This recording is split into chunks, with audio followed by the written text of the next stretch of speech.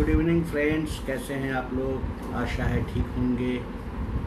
पिछला सेशन सब आपको अच्छे से समझ आ गया होगा। तो आज प्रोसेसिंग से जुड़ा तीसरा जो पार्ट है ब्लीचिंग का, उसके बारे में हम कुछ बुलेट पॉइंट डिस्कस करने आए हैं। हमेशा की तरह बुलेट पॉइंट क्योंकि आपको उसको दिमाग लगाना है, उसको ढूंढना है, उसको समझना है और डिटेल में, जो आपके लिए फ़ायदेमंद होगा। तो आज हम बात करेंगे ब्लीचिंग की। ब्लीचिंग यानी कपड़े को सफ़ेद करने की जो प्रक्रिया होती है, ब्लीचिंग कहलाती है। और ब्लीचिंग के लिए हमने जैसे स्कवरिंग में देखा था, पहले डिसाइजिंग हो गया, मॉइस्चराइजेशन हो गया कॉटन के केस में, और बॉयलिंग हो गया अदर केस में। उस बॉयलिंग के अंत में हम देखते थे सेमी ब्लीच की प्रक्रिया होती थी। तो सेमी ब्लीच के बाद उसको ठंडा करके जब उसको मीठा सोडा के साथ रानीपाल या रानीपाल 2B, रानीपाल S ऐसे केमिकल्स होते हैं जो ब्लीचिंग एजेंट्स होते हैं, उनको ब्लीच के साथ चलाया जाता है। तो उसके बाद वो कपड़ा वाइट हो जाता है। इतना तो बेसिक है। अब ये ब्लीचिंग के बारे में भी डिटेल्ड काफ़ी सारा कुछ है। तो 3 बुलेट पॉइंट मैं आपको बताऊंगा जिस पे आपको रिसर्च करना है, पढ़ना है, समझना है विभिन्न माध्यमों से। तो नॉर्मली ब्लीचिंग के 3 प्रकार होते हैं। सबसे पहला होता है हाइड्रोजन पेरोक्साइड ब्लीचिंग, H2O2 के साथ जो ब्लीच की प्रक्रिया होती है। ये काफ़ी इन्वायरमेंटल फ्रेंडली होती है, इन्वायरमेंट के साथ फ्रेंडली है और काफ़ी मतलब माइल्ड असर है। और दूसरा है हाइड्रोजन पेरोक्साइड, हो गया सोडियम हाइड्रोक्लोराइड, जिसे क्लोरीन ब्लीच कहा जाता है, सोडियम हाइड्रोक्लोराइड। ये बहुत तीव्र असर करने वाला है, इन्वायरमेंट के लिए भी थोड़ा सा डेंजर ही है, इसलिए इसे अवॉइड किया जाता है। और तीसरा है सोडियम क्लोराइड। सोडियम क्लोराइड जो है नॉर्मली सिंथेटिक फैब्रिक के साथ प्रयोग में लाया जाता है, जैसे पॉलिएस्टर वगैरह।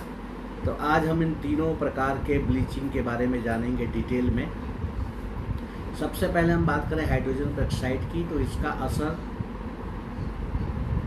ये सबसे ज़्यादा कॉमनली यूज किया जाता है पेरोक्साइड ब्लीच। ये सबसे ज़्यादा यूज होने वाला ब्लीच है।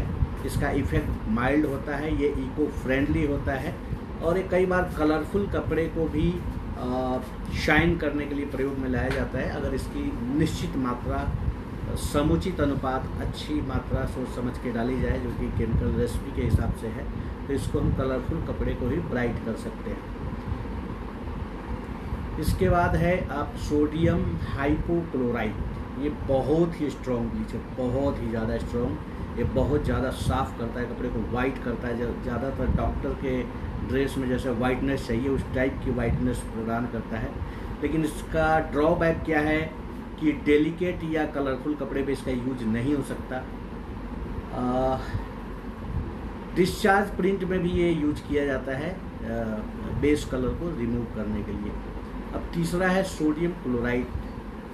सोडियम क्लोराइड जो स्पेशल ब्लीचिंग एजेंट है, जो कि पॉलिएस्टर जैसे फाइबर पे यूज किया जाता है। थोड़ा एक्सपेंसिव होता है लेकिन पॉलिएस्टर पे अच्छा काम करता है, सिंथेटिक फाइबर पे अच्छा काम करता है। तो आपने इस तरह से जाना कि ये 3 तरह के ब्लीचिंग एजेंट्स होते हैं और तीनों के विभिन्न काम क्या हैं, इन्वायरमेंटल के साथ फ्रेंडली कौन सा है।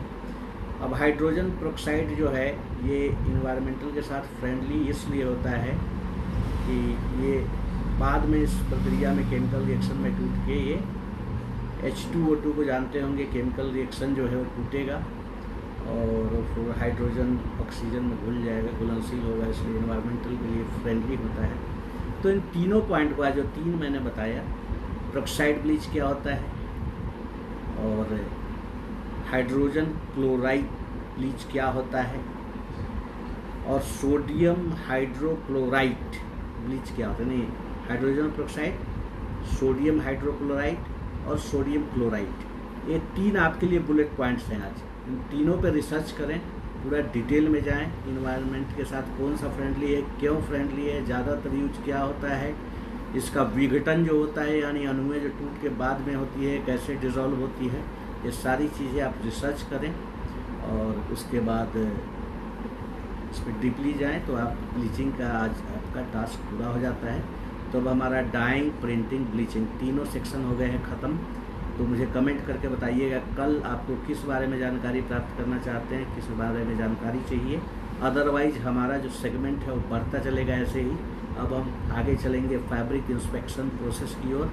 ये पूरा प्रोसेस क्या है, उसके अलग अलग चरण क्या हैं, किस चेकिंग का क्या इम्पैक्ट पड़ता है, क्योंकि किसी भी काम को करने के पीछे उसका गोल क्या है ये जानना ज़रूरी है।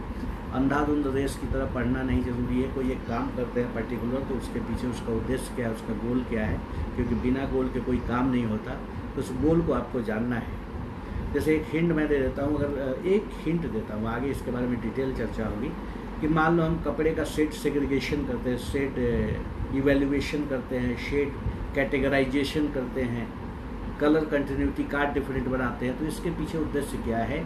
तो इसके पीछे उद्देश्य है कि जैसे लाखों मीटर का हमारा ऑर्डर है किसी एक डिज़ाइन पर्टिकुलर या पर्टिकुलर कलर में, तो उसमें लाखों मीटर एक जैसा नहीं आता, उसमें 2, 3, 4 वेरिएंट्स अलग अलग आते हैं स्लाइट वेरिएशन के साथ। तो उसको जब हम सेग्रीगेट करते हैं तो होता क्या है, हमें 4 कंट्री में कपड़ा शिप करना है गारमेंट, और 4 तरह के डिफरेंट वेरिएशंस अगर आते हैं तो क्वांटिटी के हिसाब से, जिसमें सबसे ज़्यादा क्वांटिटी है और गारमेंट के ऑर्डर क्वांटिटी सबसे ज़्यादा हम उस कंट्री के लिए काटेंगे। दूसरी की क्वांटिटी कम है दूसरे लॉट की, तो उससे मैच करेंगे किस कंट्री की क्वांटिटी इससे मैच हम उसमें यूज करेंगे। ऐसे ही थर्ड फोर्थ को हम यूज करते चले जाएंगे। इससे क्या होता है कि एक कंट्री के अंदर हम एक जैसा सेट पाएंगे, एक स्टोर में, एक कंट्री में। तो ऐसा तो होगा कि नहीं कि 2 कस्टमर, एक जापान और एक अमेरिका के जाके आपस में मैचिंग मिला, ऐसा संभव नहीं है। तो इस तरह से हम एक कंट्री में एक जैसे सेट को बेच के अपनी गुणवत्ता की कंसिस्टेंसी को मेंटेन करते हैं, क्योंकि कंसिस्टेंसी ही गुणवत्ता का मूल तत्व है। अगर कोई ब्रांडेड चीज़ आप खाना खाते हैं, मैं नाम नहीं लूँगा, पता लगे ऐड कर रहे हैं ऐसा लोग समझ जाएं, लेकिन कोई भी बहुत महंगा ब्रांड आप लोग जिसमें चिकन बर्गर वगैरह मिलते हैं, तो आप उसका यहाँ खाओ, अमेरिका में खाओ, अगर सेम डिश कहीं भी खाओ ऑल ओवर वर्ल्ड, तो आपको सब जगह टेस्ट एक जैसा मिलेगा।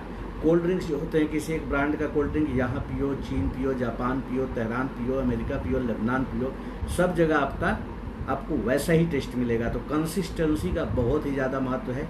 लोकल फूड हम सेम ही खाएंगे 2 जगह, तो दोनों में डिफरेंसेस मिलते हैं, लेकिन एक ब्रांड में जो गुणवत्ता होती है, जो क्वालिटी होती है, वो मेन है कंसिस्टेंसी को मेंटेन करना।